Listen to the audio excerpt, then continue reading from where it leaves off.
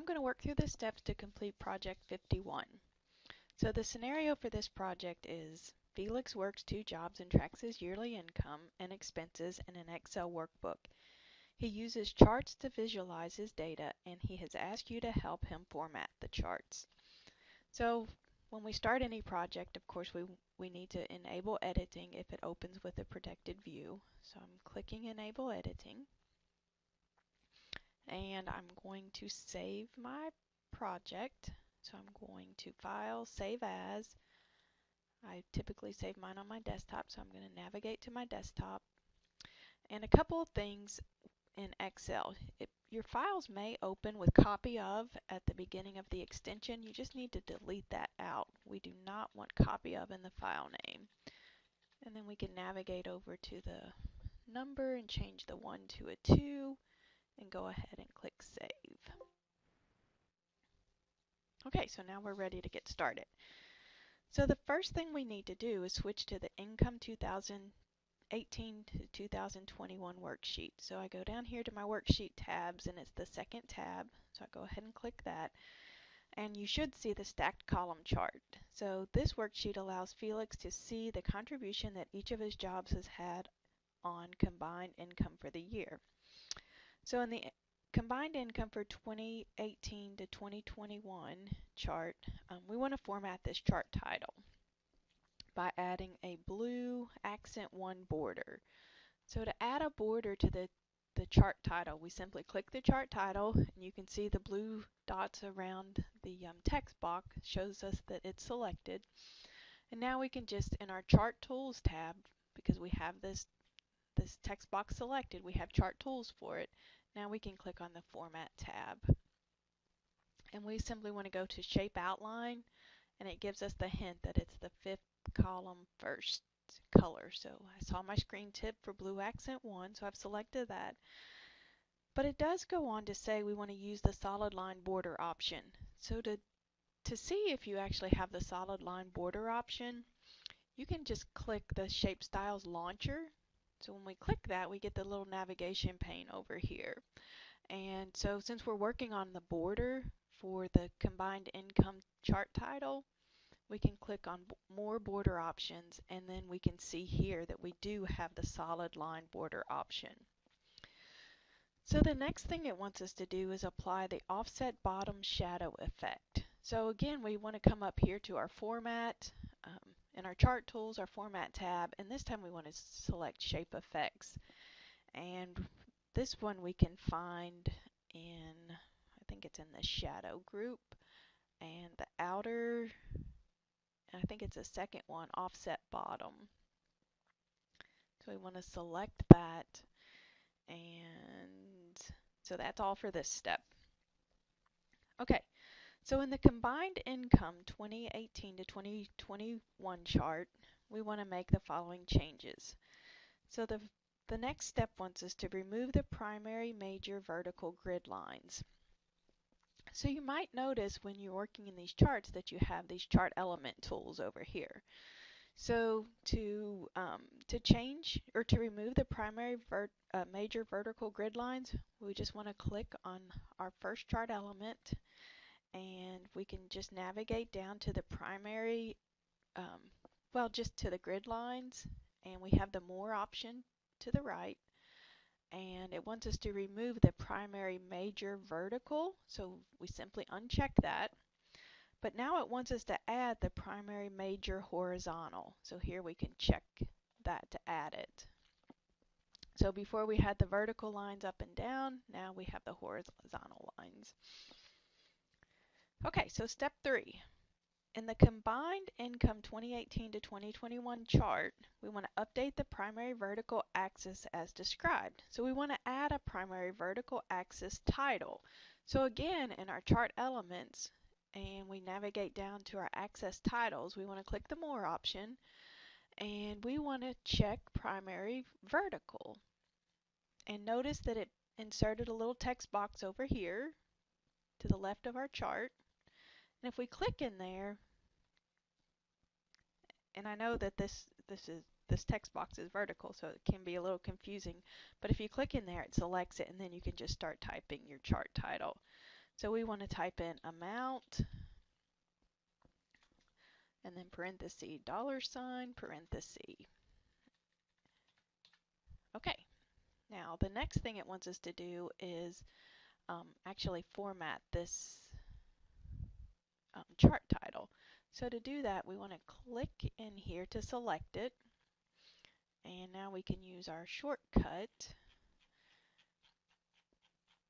to change the font to Verdana and 11, size 11.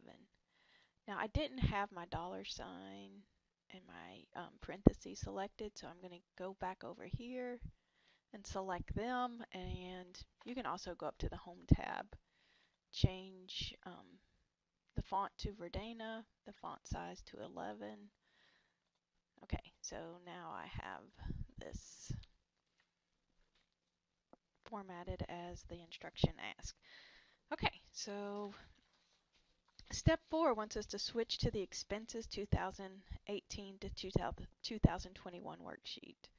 So I'm going down to my worksheet tabs and I'll click on the 3rd tab.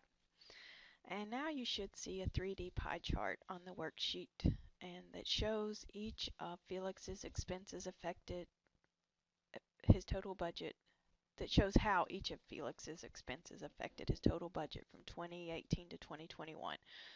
So we want to enter the text total expenses 2018 to 2021 by category as the chart title. So again, just to edit these chart titles, we need to click in there. We can double click to select it. And now we can just type in the chart title that we want to add. So we want to add total expenses 2018 through 2021 by category. Make sure you're checking your spelling and make sure you don't have any errors, but it will be counted wrong if you have any mistakes in the chart title. So the next thing it wants us to do is to apply the Style 10 chart style to the 3D pie chart. So right now, the pie chart is Style 3, or actually I think it's Style 1. We have Style 1 outlined here. And if we choose from the Chart Tools Design tab, if we choose more options, the very last one, Style 10, is the one we want to choose for this one. Notice it just has kind of a shaded outline on it now. So Felix notices that rent, the light blue slice, was the biggest expense. So in the 3D pie chart, we need to explode the largest slice of the pie by 15%. So what we want to do is, notice when I clicked on the pie chart, the whole pie chart is selected. If I click again, now notice that we have these 3 blue dots that shows us that we just have the rent portion selected now. So to format that, we can go to Chart Tools Format tab, and we want to format selection. So this is in the current selection group, and we get the navigation pane for format data point, and it gives us the option to angle the first slice, or we can point explode. So we want to point explode by 15%. So we just use our arrow up, or you can manually type it in, either one, but you want to go up to 15%. Okay, so step 7, now we want to switch to the budget worksheet. So again, I go down here to my worksheet tabs, and it's the 4th tab, budget. And you should see the clustered chart in this worksheet that represents how Felix's expenses have changed. So we want to resize and position the clustered chart so that the upper left corner is within cell G2. So just to move a chart, we can click it, and when we get this 4-sided arrow, then we can just drag it. So we want to go up to G2, try to stay just below and to the right of that cell. And then we also want to resize it so that the lower right hand corner is within cell R21. So to actually resize it now, we want to make sure we have the 2-sided arrow. And I'm just going to drag it down to 21 and just go in a little bit so I'm not on the cell outline. So you should have it resized kind of similar to this. Alright, so in the clustered column chart, we want to enter expenses 2018-2021 by category as the chart title. So again, just click on the chart title. You can double click to select it, and we want to type in expenses